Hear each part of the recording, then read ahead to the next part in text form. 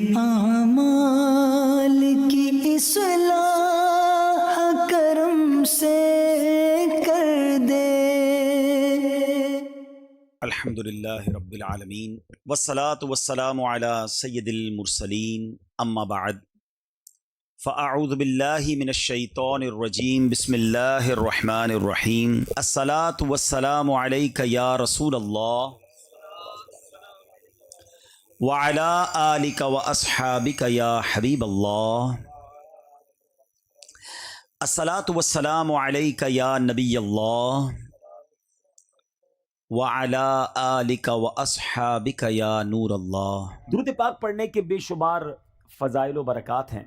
کعبے کے بدر الدجا، طیبہ کے شمس الضحیٰ، دافع جملہ بلا، شافع یوم جزا، صلی اللہ تعالیٰ علیہ وسلم کی ذات، ہمارے آقا کی ذات وہ ہے کہ جن پر درود پاک پڑھنا کب کب کیسے کیسے اور کہاں کہاں کام آتا ہے۔ جتنی حدیثیں پڑھیں، جتنے واقعات پڑھیں، عقل بھی حیران ہو جاتی ہے، ایمان بھی تازہ ہو جاتا ہے۔ اللہ کے حبیب علیہ الصلوۃ والسلام کتنی پیاری فضیلت ہمیں خود عطا فرماتے ہیں۔ میرے آقا فرماتے ہیں کہ جو کوئی شخص، حدیث پاک کا مضمون ہے کہ جو کوئی شخص مجھ پر روزانہ 50 مرتبہ درود پاک پڑھے گا، کل بروز قیامت میں اس سے مصافحہ کروں گا۔ آج دنیا میں کچھ لوگ بڑے اچھے لگتے ہیں اور ان سے ملنے کو جی بڑا چاہتا ہے، مشہور لوگوں سے ملنے کو جی چاہتا ہے، مگر بتاؤ قیامت کے دن کون سی ہستی ہوگی جس سے سب کو ملنے کا جی چاہے گا؟ نبی پاک کے سوا تو کوئی نہیں ہے نا۔ آقا ہی نے کام آنا ہے، انہوں نے ہی شفاعت کرنی ہے، انہوں نے ہی پیاسوں کو اپنے ہاتھوں سے جام کوثر پلانا ہے، انہوں نے ہی پل صراط سے پار لگانا ہے۔ اعلیٰ حضرت کہتے ہیں نا کہ مشکلیں بڑی ہیں، مگر ہر جگہ سرور کائنات علیہ الصلوۃ والسلام نے کس طرح کام آنا ہے۔ فرماتے پیاس بڑی ہوگی مگر ٹھنڈا ٹھنڈا، میٹھا میٹھا پیتے ہم ہیں، پلاتے یہ ہیں۔ وہاں نامہ اعمال کھلیں گے اور ہم گناہ گاروں کے عیب بھی کھلیں گے، مگر رنگے بے رنگوں کا پردہ دامن ڈھک کے چھپاتے یہ ہیں۔ پلڑے اعمال نامے تولے جائیں گے، ہمیں پتہ ہے ہمارے گناہ زیادہ ہیں، مگر امید کیا ہے؟ اپنے کرم سے ہم حلقوں کا پلہ بھاری بناتے یہ ہیں۔ پل صراط سے گزرنا ہے واقعی بڑا مشکل ہے، مگر سلم سلم کی دھارس سے پل سے پار چلاتے یہ ہیں۔ ماں بھی بھول جائے گی، باپ بھی نہیں پہچانے گا، مگر دلاسا یہ ہے کہ ماں جب اکلوتے کو چھوڑے آ آ کہہ کے بلاتے یہ ہیں۔ باپ جہاں بیٹے سے بھاگے لطف وہاں فرماتے یہ ہیں۔ کہاں کہاں نبی پاک قیامت کے دن کام آئیں گے، کرم فرمائیں گے۔ کتنا خوش نصیب ہوگا وہ شخص جس کی ملاقات نبی پاک سے روز قیامت ہو جائے۔ اب غور کیجئے، اس دن کی ملاقات کا جو انٹری پاس ہے نا، اب ہزاروں لوگ ہوں اور ایک بندے سے ملنا چاہیں تو بڑا مشکل ہے، لیکن جہاں اربوں خربوں مسلمان اور غیر سارے لوگ ہوں گے نا قیامت کے دن، اربوں خربوں لوگ نبی پاک سے ملنا چاہیں گے تو کیسے مل سکیں گے؟ وہی مل سکے گا جو نبی پاک جسے اجازت دیں گے نا، صلی اللہ تعالیٰ علیہ وسلم۔ آقا فرماتے ہیں جس کا مضمون ہے جو مجھ پر روزانہ 50 مرتبہ درود پاک پڑھے گا، بروز قیامت میں اس سے مصافحہ کروں گا۔ اب بھی فضول باتیں کریں، اب بھی ادھر ادھر کے گپ شپ میں گھنٹوں گزار دیں اور درود پاک نہ پڑھیں، یہ کتنی بڑی محرومی ہے۔ آئیے نیت کریں انشاءاللہ کہ روزانہ کثرت کے ساتھ درود پاک پڑھیں گے۔ آئیے مل کر با آواز بلند درود پاک پڑھ لیں۔ صلو علی الحبیب صلی اللہ تعالی علی محمد صلی اللہ علیہ وسلم۔ شادی میں محفل کرنا، نعت خوانی کرنا، قرآن خوانی کرنا بہت اچھی بات ہے، بڑا اچھا طریقہ ہے، لیکن اس کو فارمیلٹی نہ بنا دیا جائے کہ جناب ہمارے پہلے 4 فنکشن ہوتے تھے اب 5 ہوں گے۔ ایک جو ہے وہ نعت خوانی ہو جائے گی جس میں اللہ رسول کی باتیں ہو جائیں گی، باقی سارے وہ کام بھی ہوں گے جو اللہ کو ناراض کرنے والے ہیں۔ یہ نہیں کرنا چاہیے۔ آپ ذرا خود سوچیں، شادی نعمت کتنی بڑی ہے، اور بیسیکلی شادی ہے کیا؟ شادی 2 نئے خاندان مل رہے ہیں، ایک نئی زندگی شروع ہو رہی ہے، ایک نئی بنیاد، ایک نئی عمارت بنائی جا رہی ہے۔ دنیا کا دستور ہے آپ کے علاقے میں کوئی عمارت بنے، سریا کمزور ڈال دیں، سیمنٹ بیکار ڈال دیں، کنکریٹ ڈالیں ہی نہ، بنیاد کمزور کر دیں، پھر عمارت بڑی اچھی بنا لیں، اس پہ پینٹ بھی اچھا کر دیں، کھڑکیاں بھی اچھی لگائیں، ٹائلیں بھی اچھی لگائیں، تو لوگ کیا کہیں گے؟ یہ بے وقوفی کر رہا ہے۔ پہلے بنیاد مضبوط کرتا، پھر اوپر خرچہ کرتا، اور تھوڑے عرصے بعد وہ عمارت دھڑام سے گر جاتی ہے۔ ہم نے کئی شادیوں کے بعد گھر برباد ہوتے دیکھے ہیں، ہم نے کئی بچیوں کو واپس گھر آتے دیکھا ہے، ہم نے روزانہ لڑائی جھگڑے ہوتے گھروں میں دیکھے۔ لوگ آ کر بتاتے ہیں کہ بڑی دھوم دھام سے کروڑوں لاکھوں روپے خرچ کر کے شادی کی، مگر آج بچے اپنے گھر میں خوش نہیں ہیں، اولاد نہیں ہو رہی ہے، بڑی بڑی نا اتفاقی ہے۔ اپنے دل پر ہاتھ رکھیے، میں آپ سب سے پوچھتا ہوں، افسوس یہ ہے، اتنی بڑی نعمت، اتنی بڑی خوشی، اس خوشی کا اندازہ اس سے پوچھئے کہ جس ماں باپ کے گھر میں بچیاں بیٹھی ہیں اور شادی نہیں ہو رہی ہے، جوان بیٹے ہیں مگر رشتے نہیں مل رہے، جیسے چاہیے ویسا رشتہ نہیں ہو رہا۔ یہ کتنی بڑی نعمت ہے، ان ماں باپ سے پوچھو، ان لڑکوں، ان بچوں اور بچیوں سے پوچھیں جو تمنا لیے بیٹھے شادی ہو مگر نہیں ہو رہی ہے۔ اس کا مطلب کیا ہوا کہ جس کی شادی ہو رہی ہے وہ بہت بڑا خوش نصیب ہے، جس گھر میں یہ شادی ہو رہی ہے وہ بڑے خوش نصیب ہے کہ اللہ نے اتنی بڑی نعمت دی۔ مگر عجب کہانی یہ ہے کہ وہ گھر جس میں سارا سال ڈانس نہیں ہوا تھا، جس میں پوری زندگی میں کبھی ناچ گانے، ڈھول تماشے، جوئے، بے حیائی کے کام نہیں ہوتے تھے، سارے گھر والے نمازی بھی ہوتے تھے، مگر ان کے گھر میں بھی وہ ہو رہا ہے کہ سر شرم سے جھک جاتا، اور ان کو بندہ کہے کہ حضرت یہ کیا ہو رہا ہے، یہ آپ اپنے گھر میں کیا کر رہے ہیں؟ تو جواب یہ ملتا ہے، کیا کریں، بچوں کی خوشی کے لیے کرنا پڑتا ہے۔ مجھے بتائیے نا، بچوں کی خوشی کے لیے کیا اللہ کو ناراض کیا جاتا ہے؟ ایک نیا خاندان آپ بنانے جا رہے ہیں اور اس کی بنیاد میں گناہ، حرام، اللہ کی ناراضی ڈالو گے تو کیا پھر آپ ایکسپیکٹ کریں گے؟ کیا ملے گا آپ کو؟ کیا رب کی رحمت نازل ہوگی؟ کیا گھر میں خوشیاں آئیں گی؟ اصل میں ہم پتہ غلطی کیا کر رہے ہیں، ہم چند رشتہ دار، چند دوستوں کو راضی کرنے کے لیے اپنا مستقبل برباد کر رہے ہوتے ہیں کہ یار یہ کیا کہیں گے، یہ رسم بھی نہیں کی، یہ والا فنکشن بھی نہیں کیا، اتنے پیسے والے لوگ ہیں پھر بھی یہ کام نہیں کیا۔ نہیں میرے بیٹھے اسلامی بھائیوں، پیسہ اللہ نے اس لیے نہیں دیا کہ اسی پیسے سے اللہ کو ناراض کیا جائے۔ میں ایک صاحب سے ملا، بڑے کمال کی شخصیت ہے، بہت پیسہ اللہ نے دیا ہے، کہتے ہیں میں جب بھی بچوں کی شادی کرتا ہوں نا، یہ الٹے سیدھے فنکشن پہ خرچ نہیں کرتا، پیسے بچاتا ہوں اور اپنے بچوں کی شادی کے ساتھ 12 غریب بچوں کی بھی شادیاں کرتا ہوں۔ کرونا خرچ اگر ایسے کرنا ہے تو ضروری ہے کہ پیسہ دکھانے کے لیے اتنا پیسہ لٹایا جائے کہ پورے گاؤں میں نام بھی تو ہونا چاہیے نا کہ ہمارے گاؤں کی سب سے بڑی شادی تھی، فلاں قسم کی گاڑیاں آئیں، فلاں کتنے قسم کے کھانے تھے۔ ٹھیک ہے، ہر کام ناجائز نہیں ہوتا، لیکن مجھے بتائیے کتنے ناجائز کام کرتے ہیں؟ نہ کریں ایسا۔ میں تمام نوجوانوں کو یہ درس دیتا ہوں، آپ اسٹینڈ لیا کرو، آپ نے اپنی بیوی کے ساتھ، اپنی فیملی کے ساتھ وقت گزارنا ہے۔ آپ کہو کہ نہیں جناب میری شادی میں حرام نہیں ہوگا کیونکہ بعد میں پریشان میں نے ہونا ہے، اگر اللہ ہی ناراض ہو گیا تو میری اگلی نسلوں میں کیا ہوگا؟ ہم خود نوجوان اسٹینڈ لیں۔ ماں باپ بعض اوقات مجبور ہو جاتے ہیں کہ کیا کریں، جوان بیٹا مانتا نہیں ہے، بیٹی لڑتی ہے کہ مجھے یہ سارے کام کرنے ہیں۔ نہیں میرے بیٹھے اسلامی بھائیوں، یہ لاجیکلی بھی ٹھیک نہیں ہے۔ میں آپ سے سوال پوچھتا ہوں، آپ کو کوئی شخص آئے اور آپ کے گھر میں بڑا سا تحفہ دے کر جائے، یا آپ قرضے میں ہوں اور وہ کہے میں تمہارا قرضہ ادا کر دیتا ہوں، یا آپ کو نوکری چاہیے وہ آپ کو نوکری دلا دے، بتاؤ اس بندے کو ناراض کرو گے؟ یار اتنی مصیبت میں مجھے کام آیا، قرضہ دلا دیا، نوکری چاہیے تھی نوکری دلا دی، اتنا خوبصورت تحفہ مجھے دیا۔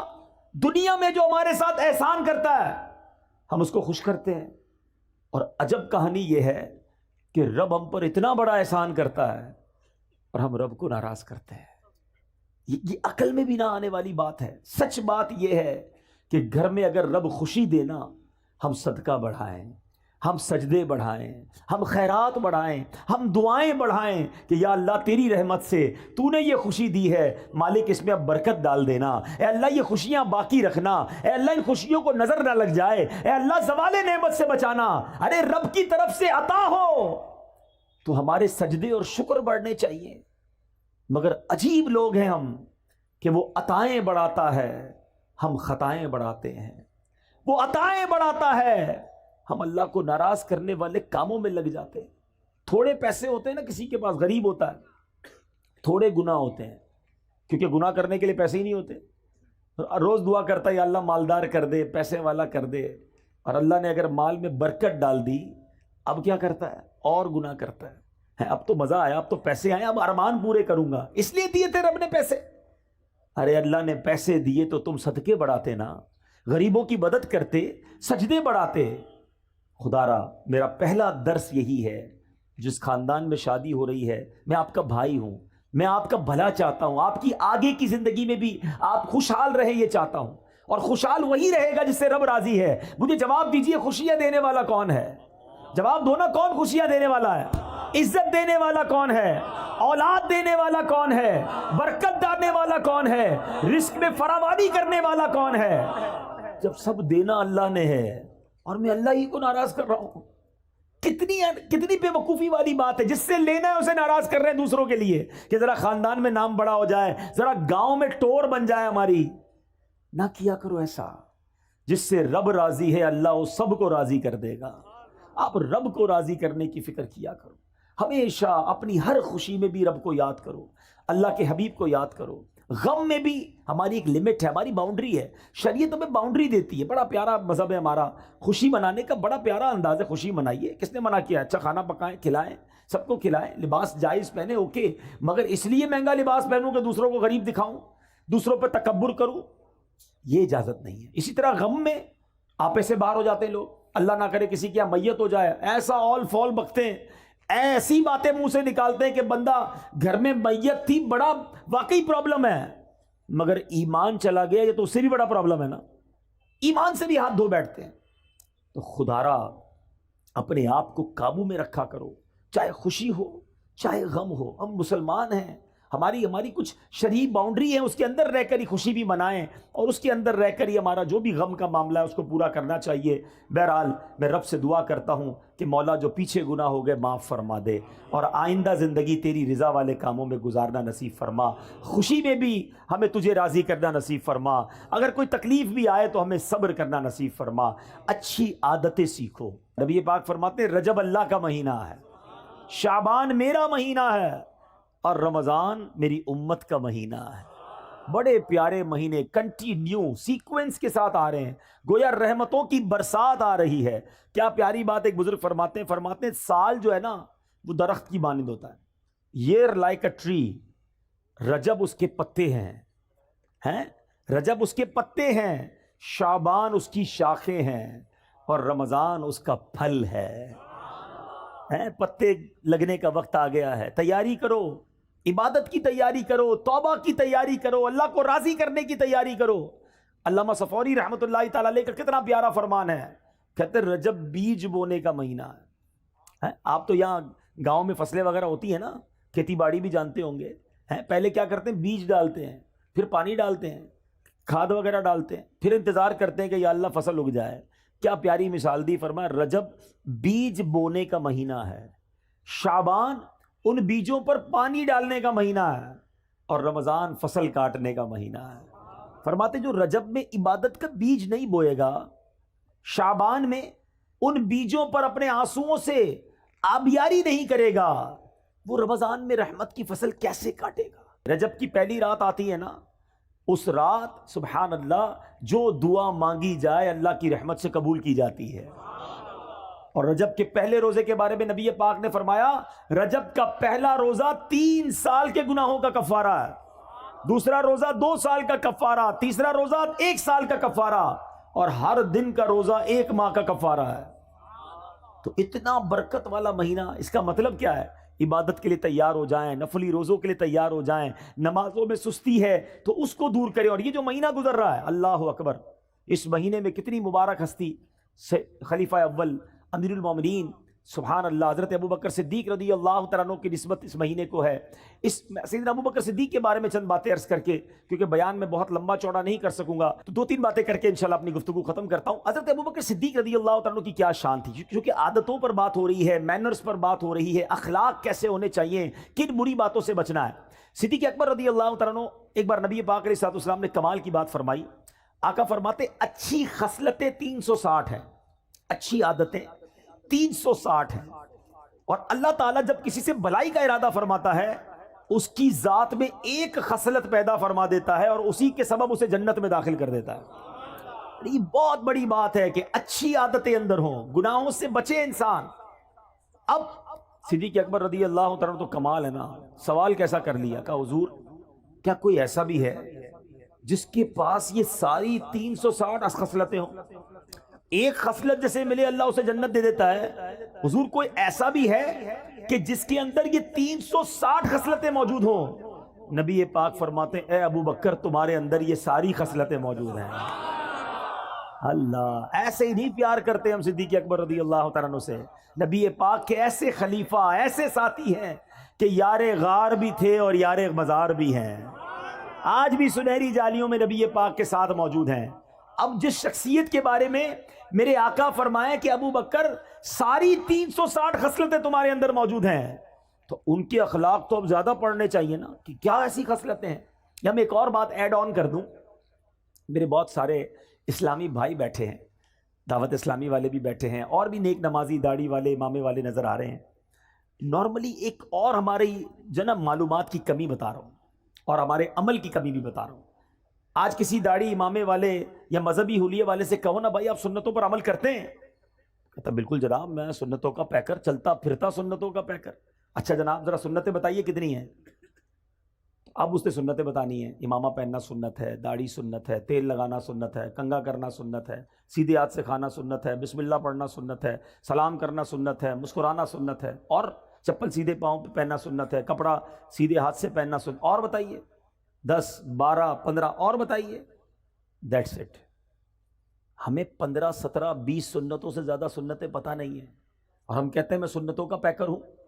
جناب علماء نے اپنی کتابوں میں 400 سے زیادہ نبی پاک کی سنتیں لکھی ہیں، اور اب سنو میں بتاتا ہوں چند سنتیں، میری جو پوائنٹ ہے اس کو سمجھیے گا۔ ہم نے نبی پاک کے سراپے کی سنتیں تو جو نظر آتی ہیں وہ تو چلیں اپنا لی، بڑی اچھی بات ہے، مگر سچ بولنا بھی سنت ہے، وعدے پورے کرنا بھی سنت ہے، قرض وقت پر لوٹانا بھی سنت ہے، پڑوسی کا خیال رکھنا بھی سنت ہے، بچوں پر شفقت کرنا بھی سنت ہے، بڑوں کا ادب کرنا بھی سنت ہے، اپنی ازواج اپنی فیملی کے ساتھ نرمی کا برتاؤ کرنا بھی سنت ہے، اپنے غلام اور اپنے خادموں کی غلطی پر معاف کرنا بھی سنت ہے، بدلہ نہ لے کر جانی دشمنوں کو معاف کرنا بھی سنت ہے، ارے غریب آئے جو آئے اسے عطا فرمانا، سخاوت کرنا بھی سنت ہے، اپنے پیٹ پر پتھر باندھ کر اپنے صحابہ کو روٹی کھلانا بھی سنت ہے۔ ان سنتوں پر کون عمل کرے گا؟ ہے داڑھی رکھ لی، امامہ پہن لیا اور کاروبار میں جھوٹ بولتے ہیں؟ یہ صرف سراپے کی سنتیں اپنا کر ہم سمجھ رہے ہیں ہم سنتوں کے پیکر ہو گئے۔ جس نے سنتیں سراپے کی سجائیں اس پر اب زیادہ ذمہ داری ہے کہ اب کردار کی سنتیں بھی اپنائے، ورنہ لوگ کہیں گے کہ دیکھو امامہ پہن کر داڑھی رکھ کر نمازیں بھی پڑھتا ہے اور یہ حرام کام کرتا ہے، سود کا کاروبار کرتا ہے، جھوٹ بولتا ہے، قرض واپس نہیں لوٹاتا ہے، گھر والے پریشان ہیں کہ بیوی پر ظلم کرتا ہے، ماں باپ کا ادب نہیں کرتا ہے، بچوں پر سختی کرتا ہے۔ کیا یہ نبی پاک کی سنتیں نہیں؟ تو خدا را اے میرے میٹھے اسلامی بھائیوں، ہاتھ جوڑ کر اپنے بیٹھے اس لیے سمجھا رہا ہوں کہ یقیناً داڑھی رکھنا سنت ہے، یقیناً امامہ پہننا سنت ہے، سنت کا لباس ہم نے اپنایا۔ اب لوگ ہم میں نبی پاک کی جھلک دیکھنا چاہتے ہیں، کردار مصطفیٰ کی برکتیں دیکھنا چاہتے ہیں، تو سنتیں بہت ساری ہیں، اور کردار کی سنتیں کون اپنائے گا؟ تو خدا را ضرور امامہ ہو، ضرور داڑھی ہو، ضرور نمازیں ہو، نماز کا نشان بھی ہو، مگر بات ہو تو سچ ہو، زبان سے انگارے نہ نکلیں، زبان سے تانے نہ نکلیں، زبان سے کانٹے نہ نکلیں کہ جو بات کرے اس کا دل چھلنی ہو جائے۔ ارے جو آپ سے بات کرے اس کو ایسے پھول ملے کہ دل مہک اٹھے، ہے پیسے دے تو وقت پر واپس ملے، اسے کاروبار کرے تو سچی چیز ملے، اپنا نقصان برداشت کر لینا، کیونکہ اب داڑھی رکھی ہے تو ذمہ داری زیادہ ہے کہ میری وجہ سے کسی اور کو نقصان نہ ہو۔ آستینے چڑھا کر سنتوں کا لباس پہن کر بات کرنے والے سے کون محبت کرے گا؟ اور میں سچ بتاؤں دل جلتا ہے کہ اس طرح کے کردار کے جس کے اندر کردار کی خامیاں ہوتی ہیں وہ پھر نبی پاک کی سنتوں کے خلاف لوگ بات کرتے ہیں، مذہبی لوگوں کے خلاف بات کرتے ہیں کہ دیکھو مذہبی لوگ ایسے ہوتے ہیں۔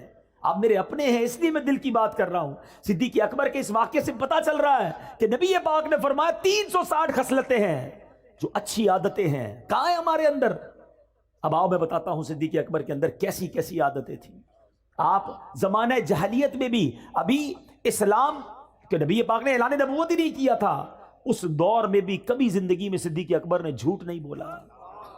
صدیق، آپ کا لقب پہلے ہی صدیق مشہور تھا، ہر بات سچ کہتے تھے۔ آپ بھی اگر صدیق بننا چاہتے ہیں نا، سبحان اللہ، وہ مقام صدیقیت تو اور ہے، سچ بولنے والا، سبحان اللہ۔ حدیث پاک سناتا ہوں، نبی پاک علیہ الصلوۃ والسلام فرماتے ہیں کہ بندہ سچ بولتا رہتا، حدیث پاک کا مضمون ہے، سچ بولتا رہتا ہے، سچ بولتا رہتا ہے، یہاں تک کہ اللہ کی بارگاہ میں صدیق لکھ دیا جاتا ہے، ہمیشہ سچ بولنے والا لکھ دیا جاتا ہے، اور بندہ جھوٹ بولتا رہتا ہے، جھوٹ بولتا رہتا ہے، جھوٹ بولتا رہتا ہے، یہاں تک کہ اللہ کی بارگاہ میں کذاب لکھ دیا جاتا ہے۔ اس سے بڑا بد نصیب کون ہے جو دنیا میں رہے اور اللہ کی بارگاہ میں کذاب لکھا ہوا ہو؟ بزرگ بیٹھے ہیں، پہلے کے دور میں لوگ کبھی کبھی جھوٹ بولتے تھے، اور اب تو ایسا لگتا ہے کبھی کبھی سچ بولتے ہیں، بات بات پر جھوٹ۔ کدھر رہتے ہو؟ جھوٹ۔ کیا کرتے ہو؟ جھوٹ۔ کچھ اور ہی بتانا ہے نا، کیسے بتاؤں شادی وال میں رہتا ہوں، گاؤں میں رہتا ہوں، او بھائی میں تو فلاں بڑے شہر میں کوٹھی ہے میری تو بڑے بڑے کارخانے ہیں، پتہ چلا لگاتا ٹھیلا ہے بتاتا کارخانے ہیں۔ اپنے سٹیٹس بتانا ہے نا، میں فلاں پوری دنیا گھوم کر آیا ہوں، گجرات سے باہر نکلا نہیں ہے، لیکن ذرا اپنا روب بھی تو جمانا ہے نا۔ کیوں جھوٹ بولنا ہے؟ کیوں لوگوں کو راضی کرنے کے لیے اللہ کو ناراض کرنا ہے؟ اچھا پھر ایک اور الگ کہانی ہے کہ جناب چٹکلے سنانے کے لیے، لطیفے جس کو کہتے ہیں، ہنسانے کے لیے، کامیڈی کرنے کے لیے جھوٹ بولنا ہے۔ یاد رکھو حدیث پاک کا مضمون ہے کہ جو ہنستے ہنستے گناہ کرے گا قیامت کے دن روتے روتے جہنم میں ڈالا جائے گا۔ تم لوگوں کو راضی کرنے کے لیے جھوٹ بول رہے ہو، لوگوں کو راضی کرنے کے لیے، کامیڈی کرنے کے لیے، لوگوں کو خوش کرنے کے لیے اللہ کو ناراض کر رہے ہو۔ حدیث پاک کا مضمون ہے کہ جو ایک جھوٹ بولتا ہے بندہ، اس کے منہ سے اتنی بدبو نکلتی ہے کہ رحمت کا فرشتہ 1 میل دور چلا جاتا ہے۔ اتنے جھوٹ بولے، اب کوئی لوگ ملتے کہتے ہیں گھر میں برکت ہی نہیں ہے، بیماری دور نہیں ہوتی ہے، کاروبار میں برکت نہیں ہے، گھر میں لڑائی جھگڑے بہت ہیں، کدھر سے رحمت آئے گی؟ تم نے جھوٹ اتنے بولے کہ رحمت کے فرشتے سارے دور کر دیے۔ نہیں میرے بیٹھے اسلامی بھائی، صدیق اکبر ہمارے سروں کے تاج، ہم ان کے غلام، ذکر تو بڑے شوق سے سنتے ہو، ان کی باتوں پر عمل کب کریں گے؟ آؤ آج نیت کریں، کچھ بھی ہو جائے ہم نے انشاءاللہ ہمیشہ سچ بولنا ہے۔ شیطان ڈالے گا دماغ میں کہ جناب تم سچ بولو گے تو تمہارا مال کیسے بکے گا، دوسرے لوگ جھوٹ بول کے بیچ دیں گے، دوسرے لوگ آگے بڑھ جائیں گے، ابے کسی کو نہیں دیکھنا ہے۔ یاد رکھو کونوا مع الصادقین، سچوں کے ساتھ ہو جاؤ، آپ سچے ہو جائیں انشاءاللہ رب کی رحمت آپ کے ساتھ ہو جائے گی۔ سچ بولنے سے کام بند نہیں ہوگا، اللہ اور عطا فرمائے گا، غیب کے خزانوں سے عطا فرمائے گا۔ صدیق اکبر رضی اللہ تعالیٰ عنہ کی باتیں تو اتنی ہیں سبحان اللہ کہ میں ساری رات ہی بیان کرتا رہوں۔ ایک اور بات کر کے اپنی گفتگو کو ختم کرتا ہوں، اور یہ بھی گاؤں گوٹھوں میں بہت زیادہ پائی جاتی ہے، اس لیے میں اس خصلت کو، اس عادت کو، یہ بھی سنت ہے، اور لیکن اس سنت پر عمل کرنے والے شاذ ملتے ہیں۔ صدیق اکبر رضی اللہ تعالیٰ کا ایک معمول تھا کہ مدینے کی جو بچیاں تھیں وہ خلیفہ بننے سے پہلے 3 سال تک ہر سال آپ کے پاس آتی، اور محلے کی بکریاں، اپنی بچیاں جو ہے بکریاں لے کر آتی، تو تقریباً ہر دوسرے دن آتی تھی اور کہتی حضور ہماری بکریوں کو آپ دودھ دھو دیجئے۔ صدیق اکبر رضی اللہ تعالیٰ عنہ کو دودھ نکال کے دیتے۔ اب آپ بن گئے خلیفہ، امیر المومنین، ہیڈ آف اسٹیٹ، آج کے لفظ میں آپ تو اس مملکت کے ہیڈ تھے نا۔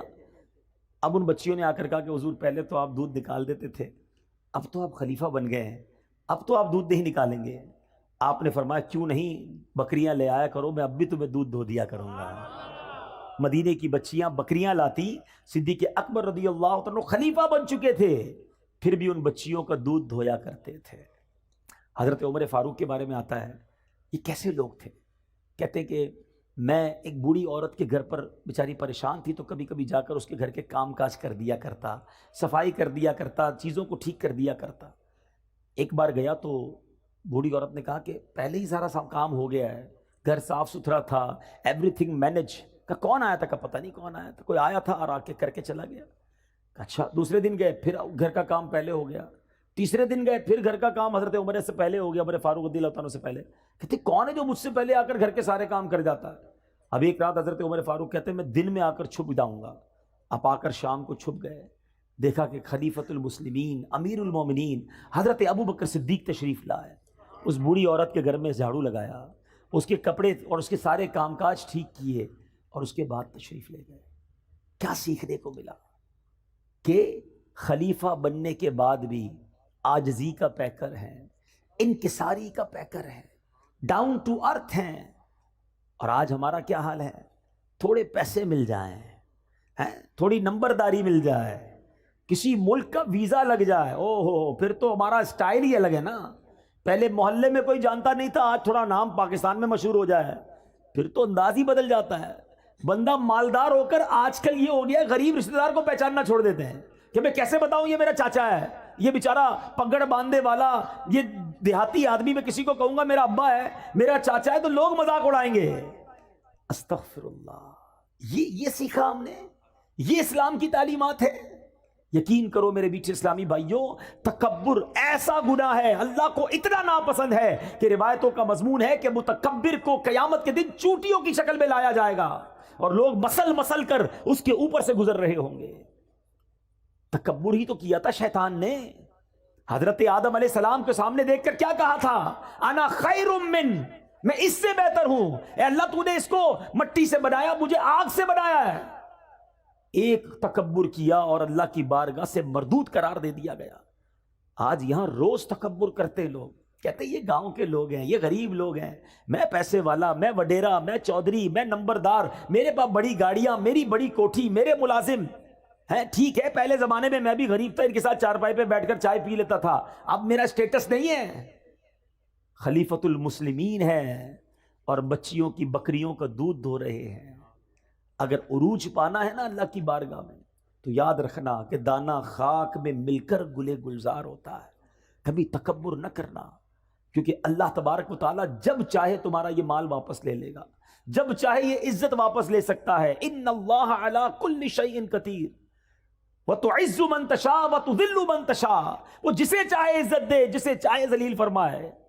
تو میرے میٹھے اسلامی بھائیوں، سیکھو کہ ہم نے کبھی تکبر نہیں کرنا ہے۔ اگر مال دیا اللہ نے دیا ہے، ہمیں اور جھک جانا ہے۔ کہتے نا وہ درخت جھکا ہوا ہوتا ہے جس میں پھل لگے ہوئے ہوتے ہیں، تو جھک کر رہیے، عاجزی کا پیکر رہیے، سیکھیے اپنے بزرگوں سے، اپنے اسلاف سے کہ وہ کتنا بھی بڑا مرتبہ ہو جاتا تھا، وہ عاجزی کا پیکر رہتے تھے۔ آج ہاتھ ملانا پسند نہیں کرتے۔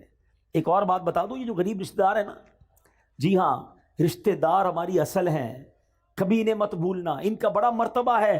عام مسلمان کو صدقہ دو تو ایک ثواب ہے، احادیث کا مضمون ہے اگر کوئی اپنے رشتہ دار کو صدقہ دے اس کو ڈبل ثواب ملتا ہے، ایک صدقے کا ثواب، ایک رشتہ داری نبھانے کا ثواب۔ لیکن دنیا کے ساتھ بڑے اچھے رشتہ داروں کو بھولے ہوئے ہیں۔ اور ایک اور بات بتا دوں، بے شک انٹرنیٹ پر 5000 دوست بن گئے ہیں، کئی گروپس کے فالوورز بن گئے ہیں، آپ کے بہت سارے لائکس بڑھ گئے ہیں، سارا دن انہی کے ساتھ لگے ہوئے ہیں، نہ ماں کے لیے ٹائم، نہ والد کے لیے ٹائم، نہ رشتہ دار، نہ چاچا، نہ ماموں ہیں۔ جب بیمار پڑو گے نا بستر پر، تو وہ 5000 فرینڈز جو انٹرنیٹ پہ بنائیں، کوئی بھی بستر کے کنارے کھڑا نہیں ہوگا، وہی بھائی، وہی بہن، وہی ماموں، وہی چاچا، یہی لوگ کام آئیں گے۔ مرنے کے بعد بھی انہوں نے ہی ہمیں یاد کرنا ہے۔ خدا را ان کی قدر کرو اور کبھی ان کا دل نہ توڑو، اور پھر عاجزی کا پیکر بن کر رہیں۔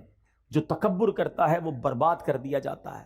آخری حدیث سنا دیتا ہوں کہ کتنی بری بلا ہے تکبر، کہ جس کے دل میں رائی کے دانے کے برابر تکبر ہوگا۔ نبی پاک فرماتے ہیں جس کا مضمون ہے رائے کا دانہ ہوتا کتنا ہے، اتنا سا، سمجھایا کیسے پیارے انداز، اتنا بھی تکبر ہوگا، وہ جنت میں داخل نہیں ہوگا۔ جنت پہ جانا ہے نا، تو دل کو تکبر سے پاک کر لیں، ہمیشہ سب کو عزت دیں، سب کو پیار دیں۔ بلکہ میں آپ کو ایک مشورہ دیتا ہوں، جب آپ دیکھیں نا کوئی بیچارہ غریب سے کپڑوں میں ہے، یا ایسا ہے جس کو لگتا ہے یہ بہت بیچارہ پریشان ہے، اس کو کوئی عزت نہیں دے رہا ہوگا، آگے بڑھ کے آپ اسے سینے لگا لیا کرو۔ یقین کرو اتنا اس کو بھی مزہ آئے گا اور آپ کو بھی مزہ آئے گا، اس کی آنکھوں میں چمک آ جائے گی۔ بعض اوقات تو رو پڑتا ہے سامنے والا کہ شاید کئی مہینے ہو گئے کسی نے سینے نہیں لگایا تھا، کسی نے پیٹ نہیں تھپکی، کسی نے طبیعت نہیں پوچھی۔ طبیعت پہ نہیں پوچھتے۔ غریبوں کا خیال رکھے۔ یہ جو بعض اوقات یہ ٹھیلے پہ لوگ بیچ رہے ہوتے ہیں نا، کوئی چنے بیچ رہا ہوتا ہے، کوئی بیچارہ بھٹا بیچ رہا ہوتا ہے، جو چھوٹی چھوٹی چیزیں بیچتے ہیں، اللہ نے اگر آپ کو دیا ہے نا، یہ اچھے لوگ ہیں، یہ مانگ نہیں رہے، یہ مزدوری کر کے پھل بیچ کر کام کر رہے ہیں۔ کبھی آپ دیکھیں کوئی سفید داڑھی والا، یار میرے والد کی جگہ ہے، کوئی بڑا بزرگ، کوئی ایسا شخص آپ کو بڑا نظر آئے نا، اپنی گاڑی، اپنی اسکوٹر روکیں، اس سے تھوڑے چنے خرید لیں۔ آپ کو نہیں چاہیے نا، کوئی بات نہیں، اگلے اسٹاپ پہ کوئی اور بیچارہ غریب نظر آئے گا، اس کو دے دیجیے گا۔ ہو سکتا ہے یہ اسی 50-100 روپے کے انتظار میں بیٹھا ہے کہ یار 100 روپے کی کمائی اور ہو جائے تو اپنا ٹھیلا بند کروں، گھر جاؤں بچوں کے پاس، وہ 100 روپے آپ اس کا کام کروا دو۔ یار اللہ دیکھ رہا ہے، جس کو اللہ نے نوازا ہے دل جیتو، ان لوگوں کی دعائیں لو۔ مگر آج ان ٹھیلے والوں کو بھی لوگ گالیاں دے رہے ہوتے ہیں۔ غریب ہے نا، کر تو کچھ نہیں سکتا ہے، غریب بیچارہ کوئی سگنل پہ آ گیا، اس کو برا بھلا کہہ کے چلے جائیں گے۔ اس طرح نہ کیا کریں، کبھی بھی کسی کی ہائے نہ لیں، دعائیں لیں۔ آپ کو لوگ دعائیں دیں گے، آپ ترقی کریں گے، آپ کی مشکلیں آسان ہو جائیں گی۔ تو بہرحال آج اس مختصر سے بیان میں، ورنہ باتیں تو بہت ساری ہیں. صدیق اکبر رضی اللہ تعالیٰ عنہ کو اللہ نے کیسی خصلتوں سے، کیسی عادتوں سے نوازا تھا. اور سب سے بڑی عادت، سب سے بڑی خصلت، بلکہ آپ کی زندگی کا اگر میں کہوں سینٹرل پوائنٹ کیا تھا، وہ نبی پاک پر ایسے فدا تھے، ایسے عاشق تھے. اگر سیکھنا ہو عشق رسول کسے کہتے ہیں، نبی پاک پر اپنا سب کچھ فدا کیسے کرتے ہیں، تو وہ صدیق اکبر رضی اللہ تعالیٰ عنہ سے سیکھنے کو ملتا ہے. اللہ ان کے صدقے ہمیں بھی عاشق رسول بنا دے، نبی پاک پر اپنا تن من دھن سب قربان کرنے کا جذبہ عطا فرمائے. الحمدللہ دعوت اسلامی کے مدنی ماحول میں ایسی پیاری باتیں سیکھی اور سکھائی جاتی ہیں. آپ بھی اس مدنی ماحول سے وابستہ رہیے، اجتماعات میں آتے رہیے، مدنی قافلوں میں سفر کیجئے. انشاءاللہ ہمارے اندر بھی عاجزی آ جائے گی، ہم بھی سچے ہو جائیں گے، ہم بھی کردار کی سنتوں پر عمل کرنے والے بن جائیں گے. آمین بجاہ النبی الامین صلی اللہ تعالیٰ علیہ وسلم. میرے اعمال کی اصلاح